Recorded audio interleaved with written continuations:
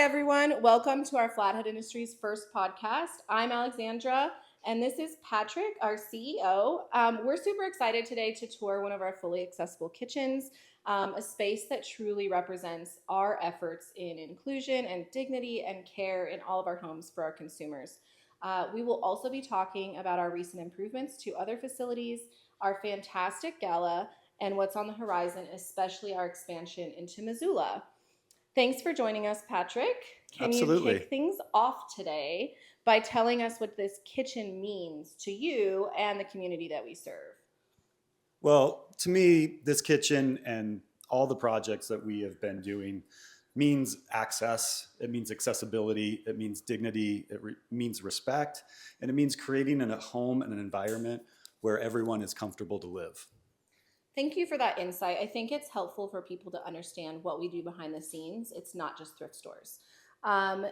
Next, I'd love to just walk through this kitchen and tell us about some of the details. It's very intentional, so let's talk about those features.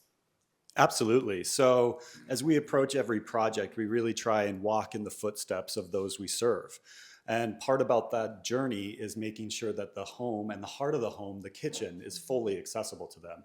So with a lot of intention, we approach this from the people who live in the home, those who might live in the home, and try and create the most accessible space possible. So some of those features are countertop heights, so that we make sure anybody with mobility issues can access their kitchen and enjoy cooking and cleaning and all the things that happen that's magical in a kitchen. Well, I was going to say, sorry to interrupt you. There's also super cool technology in here. So people think a lot of like accessibility is just heights and, some simple stuff, but it's more than that. So tell us more about what it is. Absolutely. One of the features that we do in all the homes is we do an induction cooktop. Of course, we do a kickback, so it's accessible for somebody who's possibly using the cooktop in a wheelchair. But the awesome thing about the induction is it gives us immediate heat. But the best thing for us and those clients that we're working with teaching skills in the kitchen is it's immediately cold. And so it reduces the possibility of a burn for both the clients and the staff who are working in the home. Oh, I just leaned on the microwave. That was a great segue, by the way. One of the features you just opened is something that's really important is we install all our microwaves under the cabinet or under the countertop. Some people think that's maybe excessive, but if most microwaves are above the stove or sitting on the countertop, and if you have a mobility issue or if you're in a wheelchair, that becomes inaccessible for you. We also did a lot of study and learning that again, around safety, is that you're much less likely to burn yourself if you're picking something up that's hot out of the microwave and setting on the countertop, as opposed to reaching up and pulling something down. That makes so much sense. I never even thought of it like that. Is there any feedback that you guys took into account as these facilities were renovated and the choices were made as you built things? Absolutely. We worked with a design team. And they walked through with myself, our fantastic maintenance department, the staff, and the clients. And we really explored the space together on what we could do. Obviously, we're confined to the walls that we're working within, but we really listened to what the staff needed and wanted, and then how we could make it more accessible for the clients living in the home and the future clients that will be living in the home. That makes sense. It's a lot to take in and a lot to plan for, especially future-wise. So we actually have many facilities. This is just one of them. Do you want to share kind of how many facilities we run? Yes, absolutely. Flathead Industries operates 26 residential sites, 7 of those being group homes. And so it's exciting that we are in our 3rd remodel right now. We're starting our 4th group home remodel this fall and hope to kick off our 5th one this spring. And part of that is understanding what the behind the scenes is.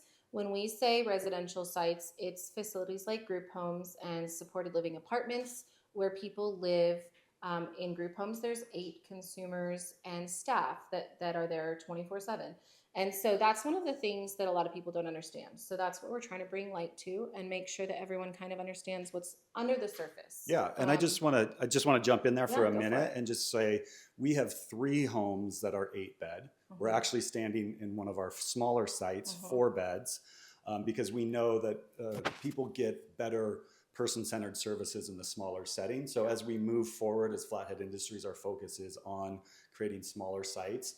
And then we have 3 of our 6-bed group homes. Cool. So with that, this many homes takes a lot to keep up, not just renovate, but maintain. And so that's something that's really difficult to do. How do we prioritize that? How do we pick what gets done? That's a great question. It's really difficult because as we've assessed the sites throughout Flathead Industries, we've been serving this community for 50 years. Mm-hmm. Many of our homes are in an aging and disarray. And so what we really focus on is the highest priority need. What home is really in desperate need mm-hmm. for renovations, and then also the impact. So that's one of the reasons why the first 2 remodels we did, the homes were in desperate need, and they were 8-bed group homes. Mm-hmm. So we knew we had a greater impact on the people we serve and the employees, because they also have higher employees in those homes. Right. Has the response from staff and or consumers, clients, friends, family, et cetera, has it been amazing? It has. It's been very exciting. To be honest, during the renovation processes, I usually avoid them because it's very difficult to have your home remodeled, mm-hmm. having your work environment remodeled. And so that can be very difficult on the staff and the clients. But once they come into their home and they see the vision and they mm-hmm. feel the warmth and the love that we put in to our remodels, the response is through the roof. The staff are so happy mm-hmm. in their homes with thoughtful layouts, really nice appliances. And then the clients just have so much joy from being able to access their kitchen. Living in a beautiful home that they can access. Yes, and the beautiful environment is part of our part of our intention. We know that people feel better in beautiful spaces, and that's really important for the people who live here and the people who work here. That makes a lot of sense. So I'm going to transition to something that's actually related to our upgrades, is our gala, which was a huge fundraising event for upgrades to be done to a lot of our facilities. So what was kind of one of your favorite moments at the gala that just happened? To be honest, my favorite moment was when my speech was over. Just kidding. The favorite moment was connecting with the audience and really allowing them in to see the full picture of what we do at Flathead Industries, highlighting the behind the scenes work that our direct care staff, and really being able to celebrate them. And as you know, the energy in that room that night was just amazing. It was amazing. It was so good. And we had a great turnout, and we had so much support, raising so much money for what we needed to fundraise for. What does that tell you, like, about who our community is and how they support us? Really, it tells me that our community is just incredibly generous, incredibly kind, and incredibly strong to step up and show up to support a cause, and also to be open and willing to learn more about that cause. And you know what happened after the event? I had quite a few people come up to volunteer and find ways they could help. Amazing. Because they learned so much about what we actually do under the surface with residential sites and things like that. So what did that generosity do? We raised over $175,000. 100%. What does that do for us? That does so much for us. With the donations and the money we raised at the gala, we're going to be able to remodel another home, mm-hmm. another 8-bed home, which is a huge impact for the people we serve and the employees, and a big task, a big undertaking.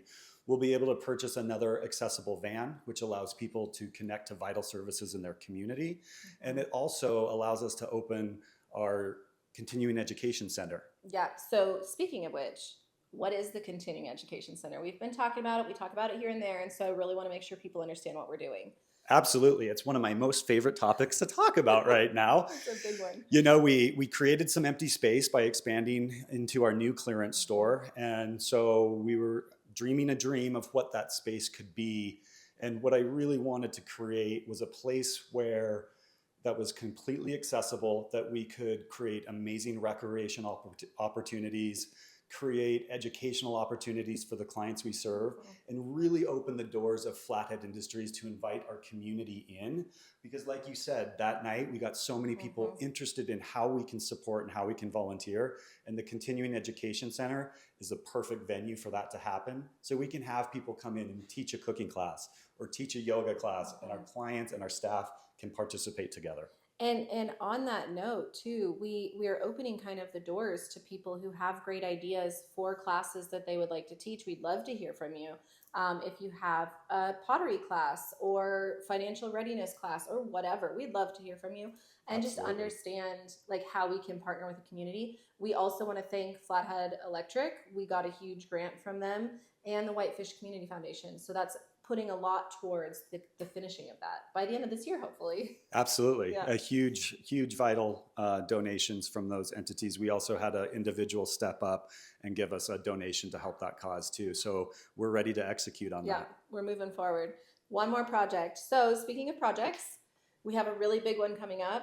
We're expanding into a new community. So I guess the question is, why are we expanding into a new community and not just in Kalispell? That's a great question, and I want to be very clear. We have expanded in Kalispell, but we feel that we've reached our sustainability in Kalispell based on the amount of employees we can attract to who want to do this work. It's this tough work, and it's not for everybody, and we really want the right people caring for the people we serve. And so through the last 4 or 5 years, we've really come to understand that if we want to continue our mission, if we want to continue to create opportunities for people with disabilities, we're going to have to step outside of our community and find little pockets that we can continue that mission. So the pocket we're going to is Missoula, and why Missoula, and why the big expansion there? What's good about Missoula? Well, it's a bigger community.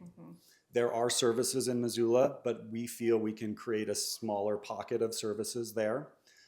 We really feel that that community is ripe for a successful thrift store, which is vital for our operations. It allows us to pay competitive wages and offer benefits and recruit the staff we need here in Kalispell and in Missoula. We also know that Missoula is a very generous community and very supportive of nonprofits. So we feel that they'll open their hearts and their minds to what we want to create in that community. It also starts a connection between the 4 companies. Many people don't know that Flathead Industries also oversees 3 other companies, one of those being in Libby, one of those in Plains, and one of those in Hamilton. So logistically, it made sense as well. It's right in the middle. Yeah. The other thing I think with Missoula to consider, right, is that we have connections there with some people, but it gives us an opportunity to build more relationships with more businesses and just expand a little bit. So with that too, I think maybe just go on a little bit more about how our thrift stores help. Like, what do they do? Because a lot of people don't know the connection. They don't understand why they exist in comparison to the group homes. Absolutely. For disability services to be very successful, it requires almost like a braiding of funding. That's what I like to think about it. So what we do is we have Medicaid reimbursements from the services we provide, which are inadequate. And we work on that every legislative session, but they're still inadequate. When you say we, though, you mean you? Yeah, I mean myself. He doesn't like to talk about it, but it's him. Yeah, I advocate a lot at the legislative level to increase Medicaid reimbursement rates for individuals with developmental disabilities. So, and I'm never the person to say we're just there with a handout. We need to come with solutions too. And part of that solution is our thrift stores. So the donations and the shoppers, all of that revenue comes in to support creating opportunities for people with disabilities. And one other aspect too, supporting people who are on a wait list. So tell people about what a wait list is for services. Yeah, absolutely. So the state of Montana operates a waiting list. So people come, they apply for services, they are deemed eligible for services, and they're placed on a waiting list.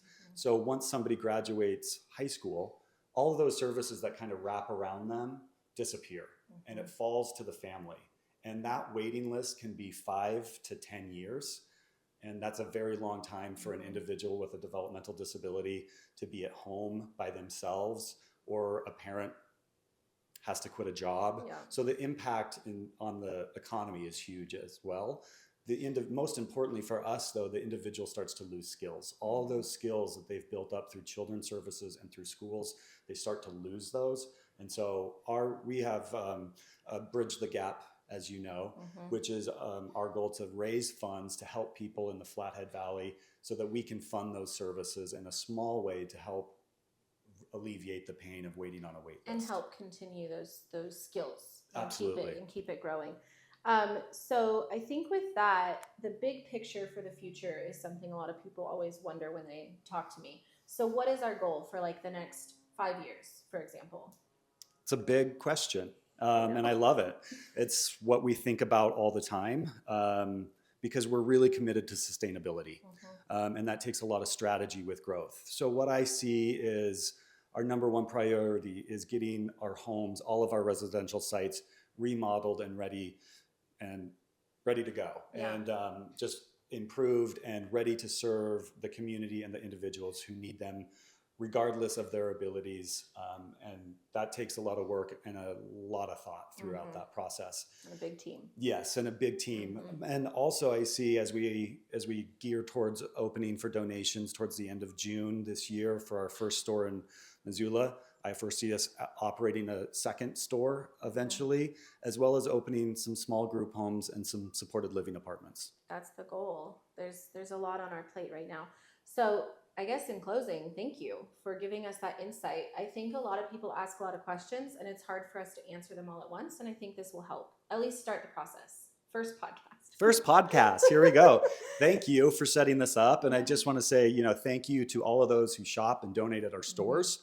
Thank you for the community members who showed up and showed out at our gala.